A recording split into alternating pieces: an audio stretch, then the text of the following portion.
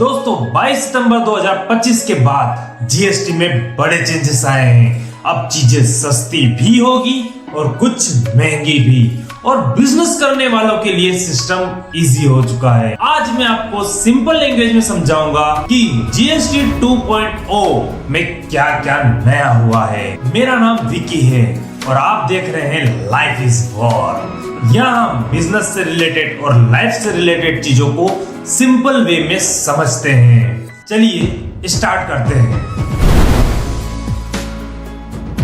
पहले जीएसटी में 4 स्लैब्स हुआ करते थे, 5%, 12%, 18% और 28%। और अब सिर्फ 3 मेजर स्लैब्स हैं। 5% डेली यूज और इसेंशियल आइटम्स के ऊपर है और 18% ज्यादातर गुड्स एंड सर्विसेज के ऊपर है। और तीसरा स्लैब से 40% का, जो कि होगा लग्जरी और सिन गुड्स जैसे अल्कोहल, सिगरेट और लग्जरी कार्स।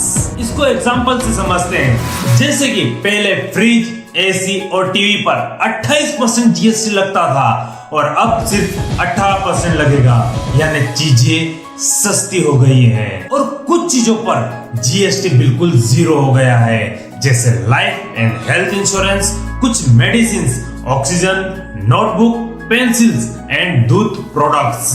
मतलब जो डेली लाइफ में हेल्पफुल चीजें हैं उन पर टैक्स अब खत्म हो गया है। अगर इनवॉइस या पेमेंट 22 सितंबर से पहले हुआ था तो पुराना ही जीएसटी लगेगा, लेकिन अगर 22 सितंबर के बाद माल सप्लाई हुआ तो नया जीएसटी लगेगा। गवर्नमेंट ने पुराने स्टॉक के स्टिकर्स या प्राइस लेवल चेंज करने का स्टेप भी इजी कर दिया गया है।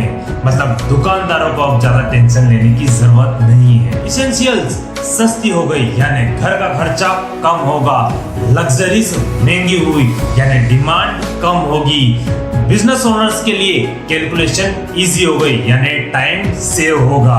दोस्तों, सिस्टम चाहे टैक्स का हो या लाइफ का, रूल्स चेंज होते रहते हैं। जो इंसान जल्दी समझता है और अपने आप को एडजस्ट करता है तो वो जल्दी सफल होता है। और अगर आप बिजनेस करते हो तो नए जीएसटी को समझकर उस हिसाब से प्लान करना जरूरी है, क्योंकि लाइफ इज वॉर और जीत उनकी होती है जो हर सिचुएशन को एक्सेप्ट करता है।